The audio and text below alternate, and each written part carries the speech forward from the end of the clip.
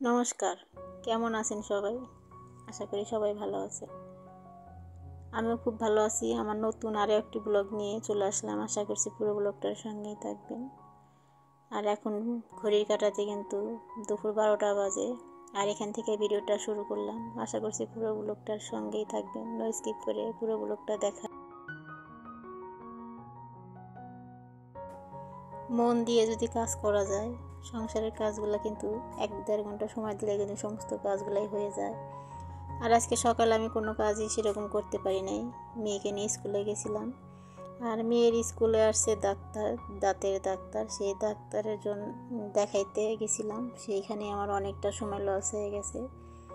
অনেকের পরে সিরিয়াল ছিল, অনেকক্ষণ বসে থেকে থেকে মেয়েকেও দেখালাম, আমিও একটু দেখালাম। আমার তেমন কোনো সমস্যা নাই, তারপরে একটু দেখালাম। তো যাই হোক, এখন অনেকটাই বেলা হয়ে গেছে, সেজন্য সকালের নাস্তাও কিন্তু করা হয় নাই। আর এই মাত্র এসে তারপরে নাস্তা করলাম, করে তারপরে ঘরের কাজগুলো শুরু করে দিলাম। আর এখন ঘরের কাজগুলো সেরে তারপরে কিন্তু দুপুরে রান্না বসাবো। তাহলে বুঝতে পারেন কতটা বেলা হয়ে গেছে। আর আজকে সমস্ত কাজগুলোর সাথে সাথে কিন্তু অনেকটাই বেলা হয়ে যাবে আরও। আর যাই হোক, এখন খেয়ে শরীরটা খুবই ক্লান্ত লাগতেছে। সকাল থেকে কিছুই খাওয়া হয় নাই, শুধু 1 কাপ চা খাইছি। আর মেয়ে তো এমনি আছে, মেয়েও খায় নাই। ভাবি না যে এত দেরি হয়ে যাবে। আর আমি সকালে রুটি বানাইতে নিয়েছিলাম, তখনই ফোন আসছিল।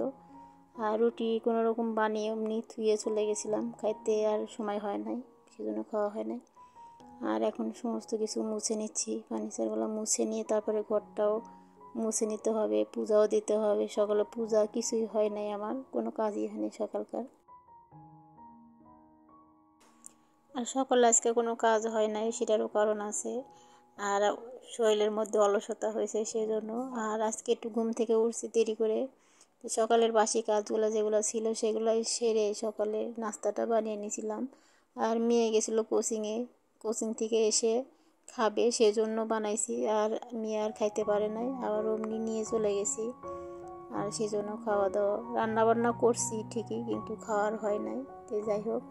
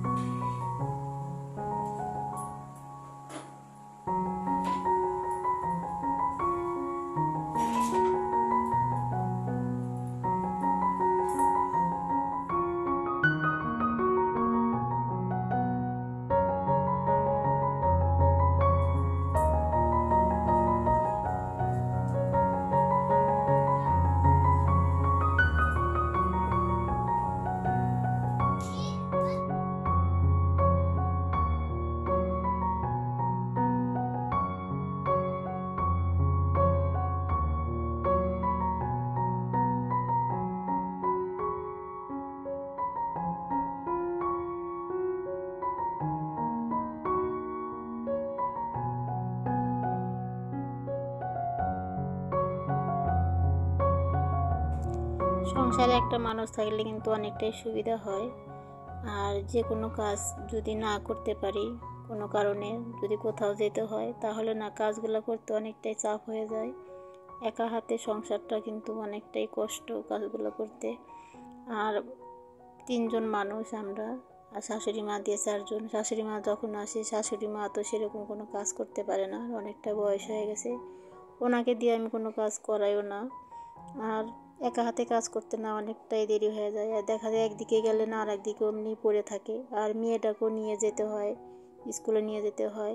সংসারের তো একটা সংসারে তো কম কাজ থাকে না, অনেক কাজ থাকে।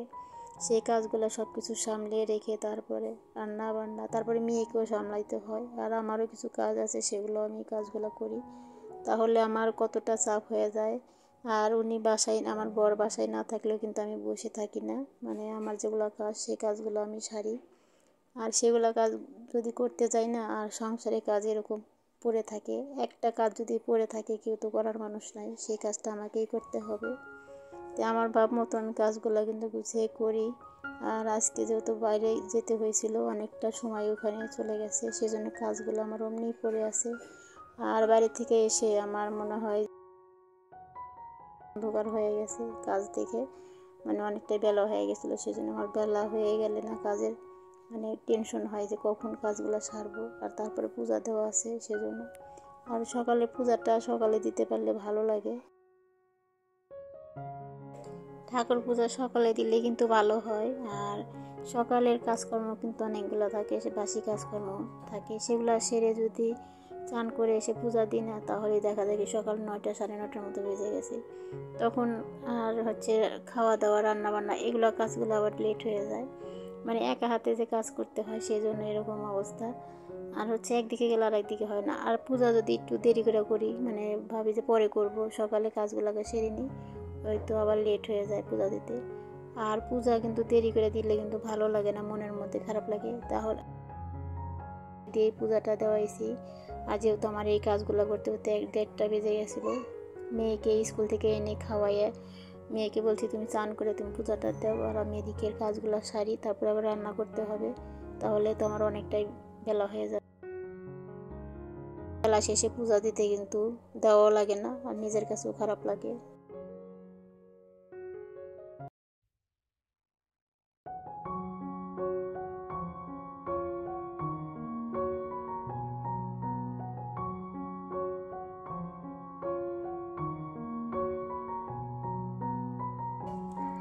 ঘরের কাজগুলো সেরে তারপরে রান্না করতে চলে আসলাম। আর আগেই কচুর মুখিগুলো সেদ্ধ করতে বসিয়ে দিয়েছিলাম, আর সেদ্ধ হয়ে গেছে। আর এই মুখিগুলো না একদম বাজে, অনেক দিন হলো আনা হয়েছে, ফ্রিজের মধ্যে ছিল, একদম সেদ্ধ হয় না, মানে ভালো লাগে না, আর খাওয়া যায় না। তো সবগুলোই কিন্তু আমি ফালাই দিছি। 2-3টা ভালো ছিল, বাইসা বাইসা হচ্ছে, ভালো করে ছুলে নিয়েছিলাম, আর ওগুলো একটাও খাওয়া যায় না, সবগুলোই ফালাই দিছি। আর কচুর মুখি দিয়ে মাছ রান্না করব, পাঙ্গাস মাছ রান্না করব।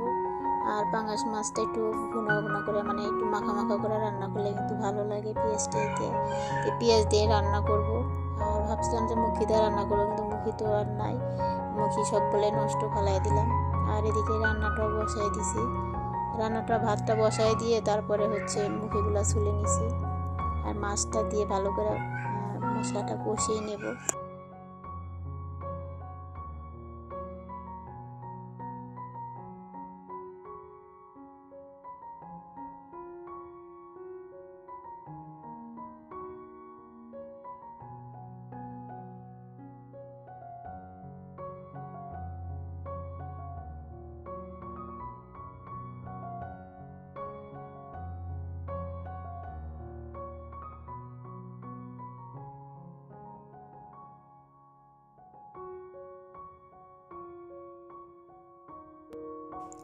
নামানোর সময় একটু ভাজা জিরের গুঁড়া দিয়ে দিছি। আর হচ্ছে শুধু এক তরকারি রান্না করছি আজকে, কোনো ভাজাভুজি কিছুই করি নাই, অনেকটা দেরি হয়ে গেছে সেজন্য। আর রান্নাটা কমপ্লিট, এখন হচ্ছে চুলাটা মুছে নিচ্ছি। চুলাটা মুছে নিয়ে অনেকগুলো বাসন বের হয়েছে, সকালে যেগুলো খাইছি সেগুলো ধুই নাই কিছুই, সেগুলো এখন একবারে ধুয়ে নেব সমস্ত বাসনগুলো। আর আমিও কিন্তু এরকম বাসন জমায় রাখি না, কিন্তু যে অনেকটা বেলা হয়ে গেছিলো সেই জন্য এমনি রেখে দিয়েছিলাম যে রান্না করে একবারে মেজে নেব। তো বাসনগুলো এখানে মেজে নিচ্ছি, মেজে নিলে তারপরে চানটা করে নেব।